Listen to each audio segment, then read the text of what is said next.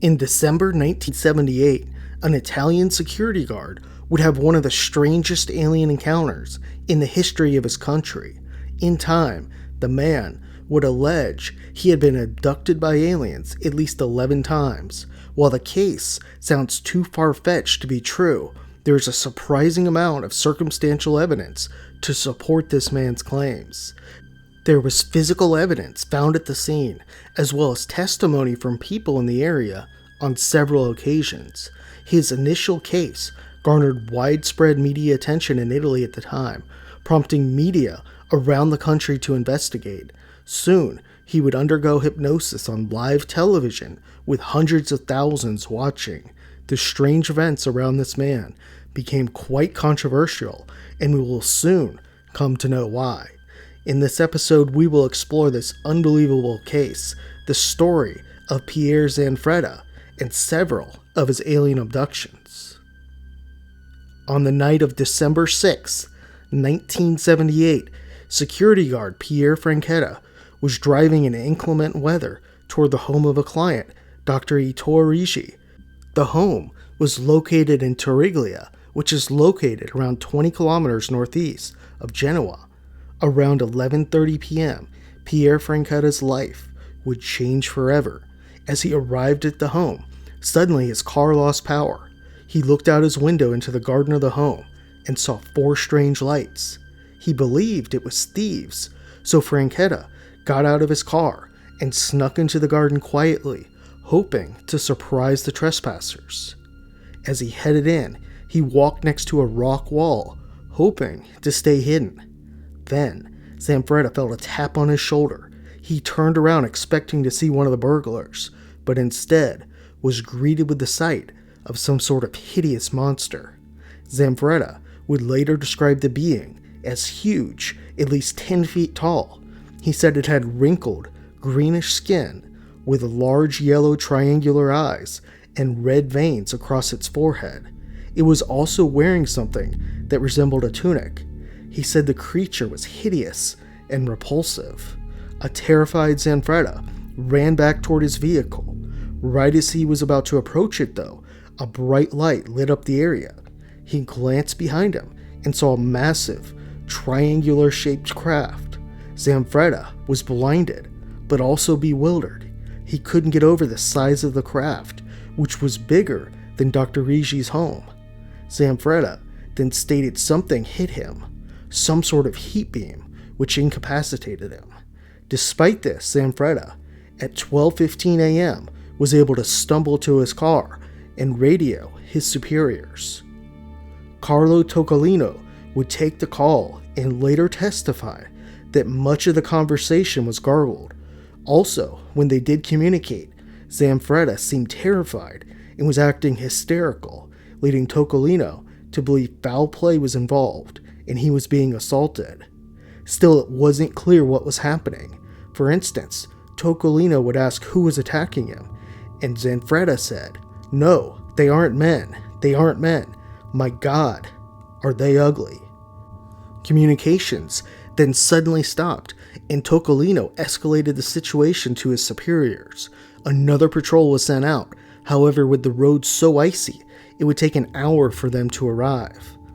2 patrol officers, Walter Loria and Raimondo Maschia, arrived to the scene and found Zanfretta.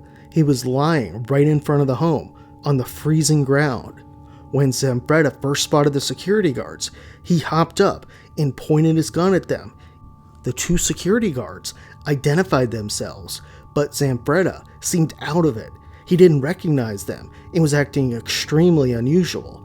This was very strange, as Zanfretta was usually reserved and shy. His colleagues described him as a loving family man.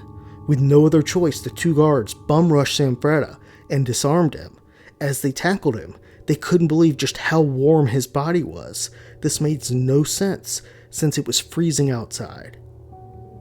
That night, the matter would reach the Italian police force, and they would help with the investigation. They arrived on the scene, and they would soon discover something to lend support to Zanfretta's story. The grass was covered with frost that night.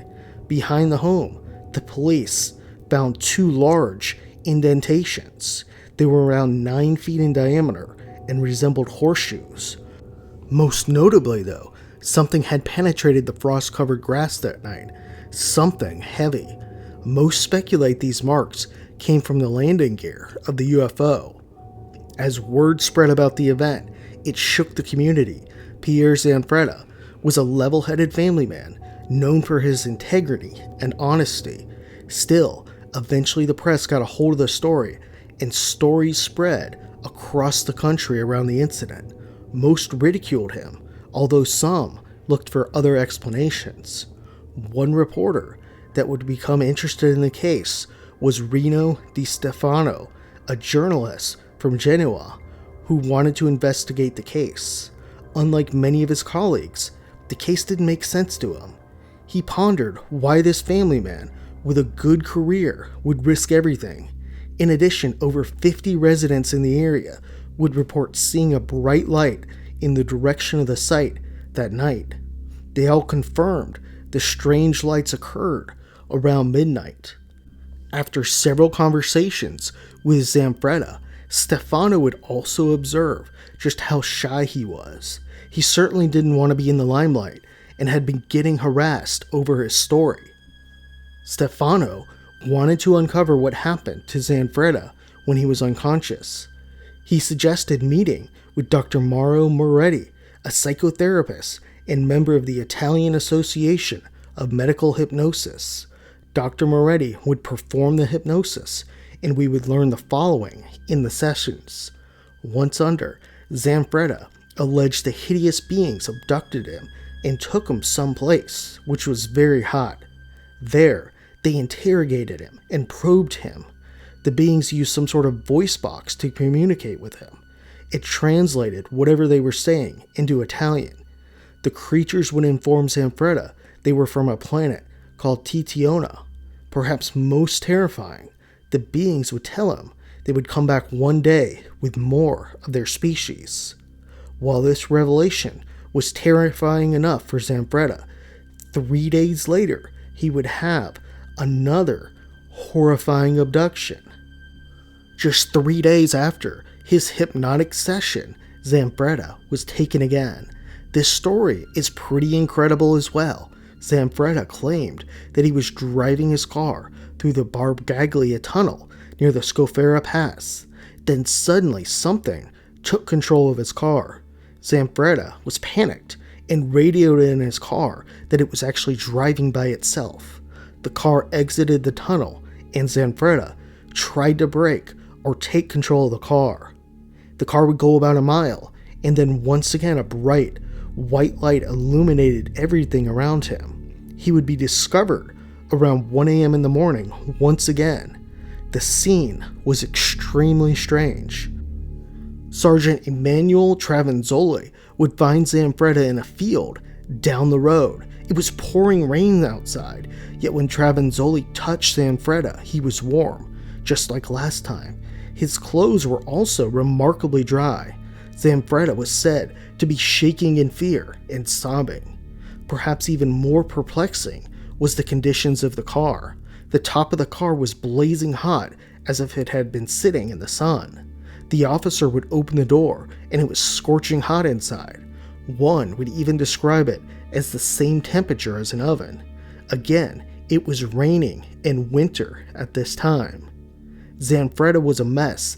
As the officer spoke with him, he kept saying, "They say I must leave with them. What about my children? I don't want to. I don't want to." More indentations were found at the scene too.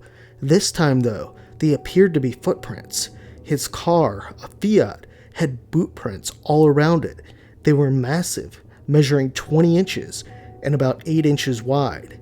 This was documented by the Italian police and remains one of the critical pieces of evidence for Zanfretta's claims. One other strange thing that happened that night was Zanfretta fired his weapon 5 times, although he can't remember discharging it. With so much criticism, and to prove he wasn't lying, Zanfretta agreed to go under hypnosis once again. This time though, the event would be televised. Hundreds of thousands watched, and during the televised event, Zanfretta would recall wearing a helmet that allowed him to communicate with them. The event was not perceived well with the public. Many believed he was lying and fabricated the whole event. A third alleged alien abduction occurred on July 30th, 1979. That night, Zanfretta would be on his motorcycle patrolling when he was taken. Zanfretta would undergo hypnosis once more. This time, though, to prove he was telling the truth, at his request, he was injected with sodium pentothal, or a truth serum. Once the truth serum kicked in, Zanfretta claims he was lifted up by a green light and entered a UFO. The truth serum gave more credibility for Zanfretta. Many experts would say it's almost impossible to lie under a truth serum. Zanfretta would go on to have more abductions and encounters. On one occasion, a man approached him at a gas station. The strange-looking man told Zanfretta to drive into a nearby cloud. Zanfretta recalled that for some reason, he obeyed the commands as if they were controlling his mind. On one other occasion, Zanfretta was taken. 4 security guards, upon approaching the area, would spot a mysterious cloud in the sky. It shot a beam of light at their car, and one of the men saw something he couldn't forget. Sadly, he would commit suicide just months later. What can we make of Pier Zanfretta's alleged alien encounters and abductions? It's certainly an interesting one and controversial. First off, it's odd to get a case with such strange claims that seem to have some credible support. Usually, very strange cases are just one eyewitness and often only supported by hypnosis. It appears Zanfretta encountered an alien type known as reptoids, or the reptilians. These are usually widely dismissed outside UFO circles and are considered to be just conspiracy theory. Most alien abductee reports involve gray aliens or Nordics. While this case feels too strange to be true, it has an enormous amount of circumstantial evidence. On the first occasion, physical evidence was found at the scene, as well as Zanfretta's body was warm. In addition, over 50 people saw a white bright light that night. On the second abduction, there was quite a bit of physical evidence at the scene, including the hot car and a dry, warm Zanfretta. On the third case, Zanfretta alleged to be abducted under a truth serum, which is pretty difficult, maybe impossible to do. In total, there were at least 60 witnesses who claimed to have seen strange, unexplainable evidence or witnessed the bright light or craft. One man was so traumatized that sadly he chose to take his own life. Still, many speculate this was all a charade by Zanfretta. Many say that an ambitious journalist, Stefano, teamed up with Zanfretta to perpetrate the lie. Were all the details accurate from the first abduction? Perhaps a truth serum was never injected. Many questions have swirled around this case, including the credibility of the hypnosis sessions and whether we should even trust these. In addition, Zanfretta was supposed to be shy and timid, but why was he giving so many interviews and going on live television? It appears this case has no easy answers and will continue to remain controversial.